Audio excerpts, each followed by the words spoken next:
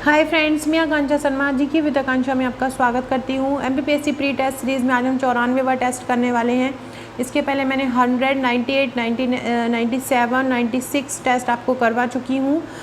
जो भी मेरे जो 100 टेस्ट है, मतलब 10,000 क्वेश्चन है, उनमें से जो इम्पॉर्टेंट टेस्ट है वो जो आपके एग्ज़ाम में मतलब जिनके आने की बहुत ज़्यादा संभावना है, क्योंकि पूरे कराना पॉसिबल नहीं है 10,000 क्वेश्चन इतने से कम समय में। तो जो भी जितना भी बन पा रहा है तो वो मैं आपको निःशुल्क वीडियो लाके करवा रही हूँ। बाकी आप घर पर बैठ के टेस्ट सीरीज़ लेके खुद भी लगा सकते हैं। हार्ड कॉपी सॉफ्ट कॉपी दोनों में अवेलेबल है, तो आप उसे ले सकते हैं। साथ में उसके आपको एक ग्रुप भी मिलेगा, इंपॉर्टेंट पीडीएफ और करंट अफेयर्स भी आपको उसके साथ मिलेंगे। तो चलिए स्टार्ट करते हैं।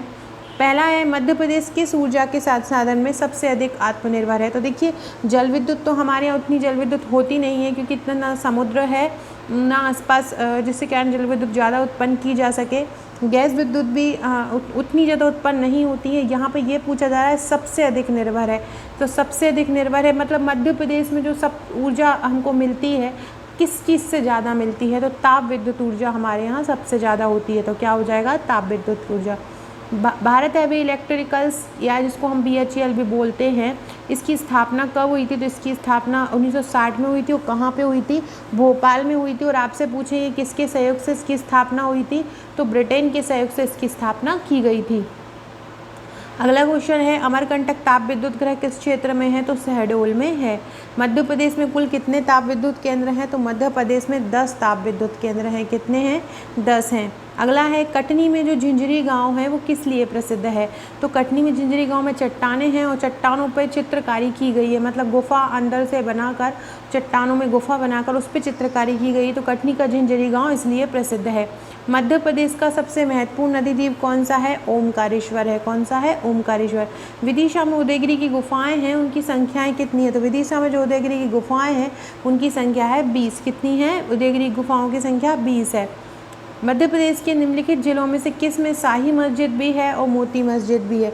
तो विदिशा एक ऐसा जिला है मध्य प्रदेश का जहाँ पे शाही मस्जिद भी है और मोती मस्जिद भी है।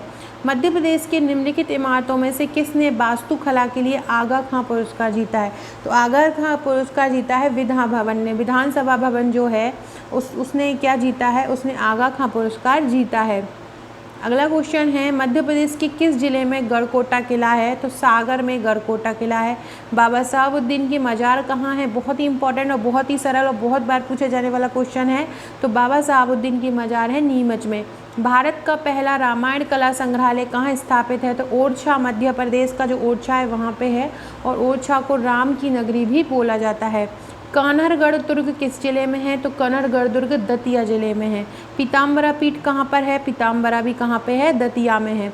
बुंदेला की छतरी किस शहर में है, ओरछा में है। बुंदेला की छतरी किस शहर में है, बुंदेला की छतरी कहाँ है, ओरछा में है। जय विलास पैलेस संग्रहालय कहाँ है। जय विलास पैलेस संग्रहालय ग्वालियर में है। और ये पर्यटन स्थल के रूप में इसको जाना जाता है। अगर आप ग्वालियर गए हो कभी घूमने, तो यहाँ पे अगर गए हो, मैं छोटी थी तभी एक बार अपने पेरेंट्स के साथ यहाँ पे गई थी। अभी तक दिमाग में वो एक छाप बनी हुई है। एक वहाँ पे एक बहुत बड़ा डाइनिंग टेबल था। एक डाइनिंग टेबल कुछ इस प्रकार से था कि जैसे कि हम पास करते हैं मसाले वगैरह, एक दूसरे को पास करते हैं, तो वहाँ पे एक ट्रेन टाइप की बनी हुई थी। ऐसी एक प्रकार की डाइनिंग टेबल थी और ऐसे इसमें ट्रेन बनी हुई थी। और वो ट्रेन ऐसे ऐसे घूमती रहती थी। जिसको जो लेना हो उसमें मसाले वगैरह सब रखे रहते थे, जो खाने के साथ हम ऐड करते हैं, तो वहाँ से आप ले सकते हैं। मतलब एक बहुत ही सुंदर सी डाइनिंग टेबल थी। बहुत बड़ा महल था। बहुत बड़े बड़े फ़ोटो जो उनके जो भी राजा थे, सिंधिया वंश के जितने भी शासक थे, तो उनके बहुत बड़े बड़े पोस्टर लगे हुए हैं, बहुत बड़ी बड़ी तस्वीरें लगी हुई हैं। तो बहुत सुंदर लगता है वहाँ जाके। और बहुत साफ़ सुथरा और बहुत ही अच्छी और बहुत बड़ी जगह है। तो याद रखिएगा कहाँ पे है, वो ग्वालियर में है। अगला क्वेश्चन है, बघेलिन महल कहाँ है। बघेलिन महल मंडला में है। आप उसको ऐसे करके याद रखिएगा कि मंडल से आप जानते हैं मंडल में समूह होता है, तो जो बघेलिन होती हैं, जो सब औरतें जो रहती हैं वो मंडल में बैठ के, मतलब झुंड में बैठ के बात करती हैं। तो ऐसे याद रखिएगा, बघेलिन महल कहाँ है, मंडला में। इंद्रगढ़ जो पुरास्थल है वो कहाँ पे है, वो मंदसौर में है। मध्य प्रदेश के निम्न स्थलों व उनके उत्खननकर्ता संबंध में असत्य करिए। तो कायथा का उत्खनन वाकड़कर के नेतृत्व में हुआ था, सही है। एरन का उत्खनन कृष्णदत्त वाजपेयी के निर्देशन में नहीं हुआ है, वाकड़कर के में हुआ है। आदमगढ़ का उत्खनन डॉक्टर एच.वी. त्रिवेदी के में नहीं कराया है, तो समय से तो इसका उत्तर हो जाएगा बा गलत है। अगला है चीनी यात्री हेनसांग ने किस स्थल का भ्रमण किया था। तो चीनी यात्री हेनसांग जो कि हर्षवर्धन के समय आए थे 7वीं सदी में, उन्होंने महिष्मती का भ्रमण किया था।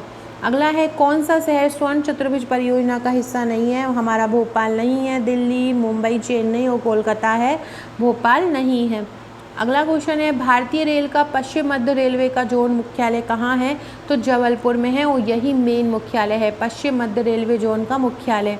कौन सा राष्ट्रीय राजमार्ग मध्य प्रदेश से नहीं गुजरता। NH 77 नहीं गुजरता। जंतर मंतर बैजशाला उज्जैन में है और इसको निर्माण किसने कराया था। सवाई राजा जयसिंह ने। मध्य प्रदेश से सबसे निकटतम बंदरगाह कौन सा है। मुंबई है। मध्य प्रदेश सड़क परिवहन निगम की स्थापना कब हुई थी। 1 जून 1962 को हुई थी। फ्रेंड, डिस्क्रिप्शन बॉक्स में आपको हमारे व्हाट्सएप ग्रुप की, टेलीग्राम ग्रुप की लिंक मिल जाएगी, उससे जुड़ जाइएगा। फेसबुक और इंस्टा की मिलेगी। इंस्टा पे आपको बहुत अच्छे अच्छे मोटिवेशन कोट्स मिलते रहेंगे, तो आप उससे जुड़ जाइएगा। साथ में अगर आप हमारी जो छोटी छोटी PDF है, जो मैं वीडियो में आपको रोज़ बनाती हूँ, प्री की, मेंस की, वो PDF आप हमारे इंस्टामोजो एप्लीकेशन से परचेस कर सकते हैं, जिसकी लिंक आपको डिस्क्रिप्शन में दी। इसके अलावा मैंने अभी 2-4 दिन पहले एक सीरीज़ स्टार्ट की है, सी सीरीज़ इसको बोलूँगी मैं, सी सीरीज़ स्टार्ट की, जिसमें मैं 10 सीरीज़ तक करवा चुकी हूँ, C1, C2, C3, C4। अगर आप ये सी सीरीज़ ही पूरा कर लेते हैं तो आपका एग्ज़ाम कोई नहीं रोक सकता, क्योंकि मैं इसमें करंट वगैरह सभी कवर करा दूँगी, तो आप वो ज़रूर ज्वाइन कर लीजिएगा।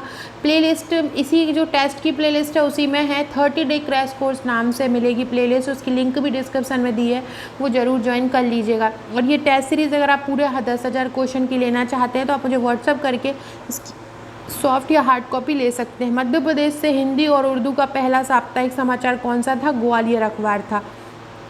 मध्य प्रदेश का सबसे छोटा राष्ट्रीय राजमार्ग कौन सा है। NH 339B है, जिसकी लंबाई कितनी हो गई है। 9 किलोमीटर है। कितनी है। 9 किलोमीटर।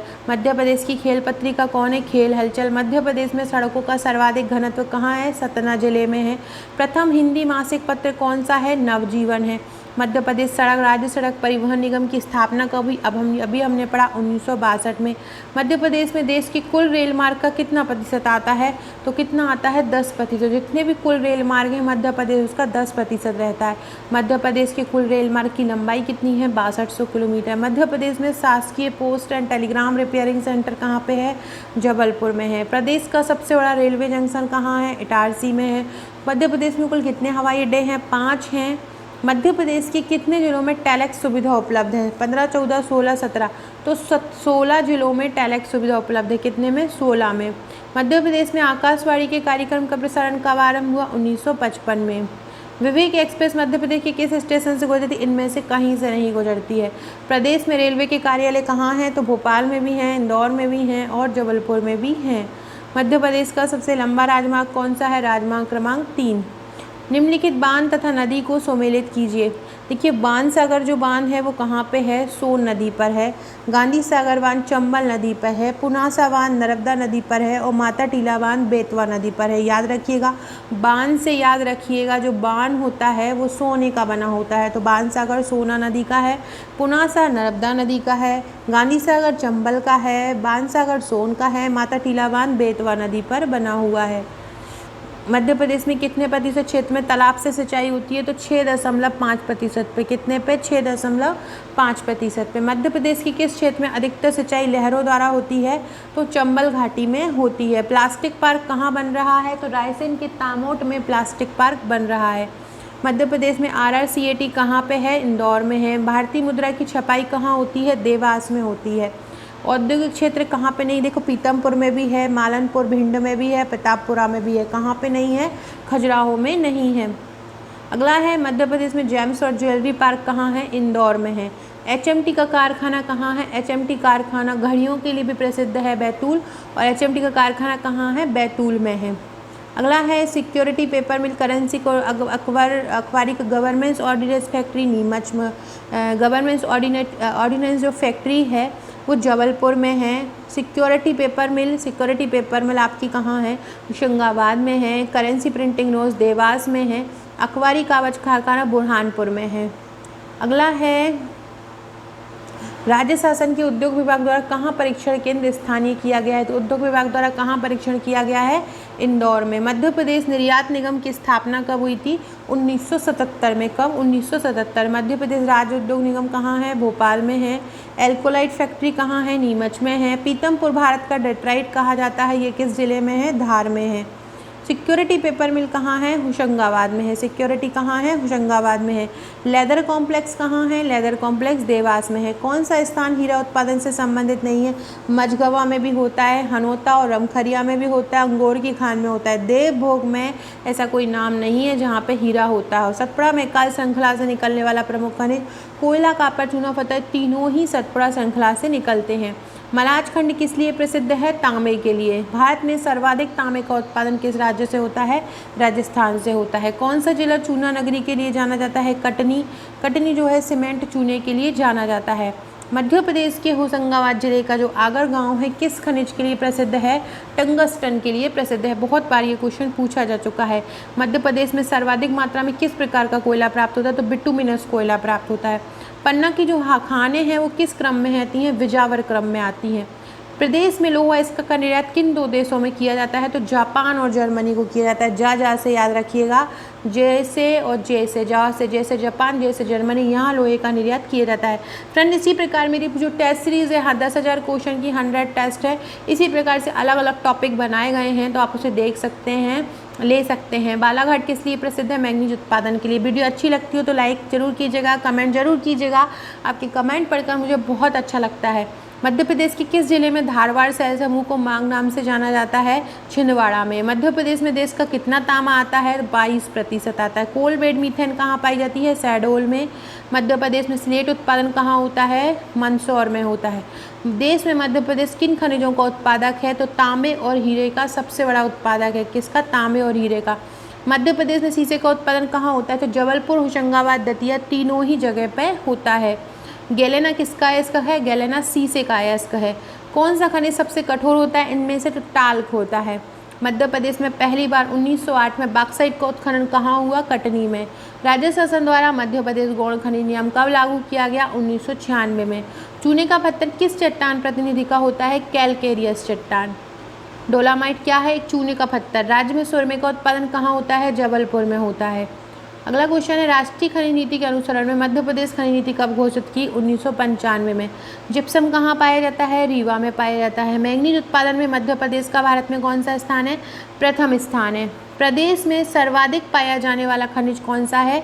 तो सबसे ज़्यादा प्रदेश में कौन सा खनिज? मैंगनीज। मैं जल्दी जल्दी इसलिए बता रही हूँ कि आप क्या कीजिएगा, हेडफोन लगाइएगा और हेडफोन लगा के अच्छे से सुनिएगा। एक दो बार आप घूम घूम के सुनेंगे ना तो आपको ये क्वेश्चन अगर याद भी होंगे ना तो भूलेंगे भी ना, तो क्या रिवीजन हो जाएगा आपको डायरेक्ट आंसर, क्वेश्चन आंसर सुन सुन के। तो ये क्वेश्चन बहुत ज़्यादा इम्पॉर्टेंट है। अगर वीडियो को लोग ज़्यादा पसंद करते हैं तो जितने भी टेस्ट है मैं पूरे इसमें कवर करवा दूँ। क्या है, करने से अपेक्षा जब हम सुनते हैं ना कोई चीज़ तो वो ज़्यादा जल्दी याद हो जाता है। अगला क्वेश्चन है, प्रदेश में ग्रेफाइट किस जिले में होता है? बैतूल में होता है। प्रदेश के किस जिले में रॉक फॉस्फेट की चट्टानें पाई जाती हैं? झाबुआ में पाई जाती हैं। टंगस्टन के लिए कौन सा क्षेत्र प्रसिद्ध है? होशंगाबाद। सहरिया सामुदायिक रेडियो केंद्र का शुभारंभ कहाँ किया था? सैसईपुरा में किया। कहाँ किया गया सहराई सामुदायिक रेडियो केंद्र का? सैसईपुरा में। बादल भोई आदिवासी संग्रहालय कहाँ है? छिंदवाड़ा में है। परधोनी नृत्य किस जनजाति में किया जाता है? तो परधोनी नृत्य किया जाता है बैगा जनजाति में। किस में? बैगा जनजाति में। बलमा नृत्य किस जनजाति द्वारा किया जाता है? बलमा नृत्य भी किया जाता है बैगा जनजाति द्वारा। कोरवा जनजाति की पंचायत को क्या कहते हैं? कोरवा जनजाति की पंचायत मैयारी कहलाती है। हलवा जनजाति का मुख्य निवास स्थल कौन सा है? जबलपुर है। हलवा जनजाति कहाँ पे मेनली रहती है? जबलपुर में। कंगी शिल्प किस जनजाति से संबंधित है? जो कंगी बनाते हैं, तो बंजारा जो जनजाति होती है जो एक स्थान से दूसरे स्थान तक अपना जीवन यापन करने के लिए घूमती है, वो बंजारा जो जनजाति है वो कंगी शिल्प बनाती है। अगला क्वेश्चन है, भीलों का निवास स्थल कहलाता है? फाल्या कहलाता है। भाल्या भीलों का निवास स्थल कहलाता है। और यहाँ जहाँ पे भी जनजाति रहती है।